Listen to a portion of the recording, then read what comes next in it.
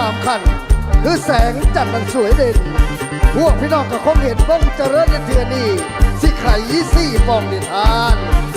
นำนิทานพื้นบ้านบอกว่าทันสมัยเอาให้มันทันใจทันผู้ฟังผู้พิศาอันว่ากาเม่นั้นเป็นศีลธรรมอันดับหนึ่งขอจงคิดให้ถึง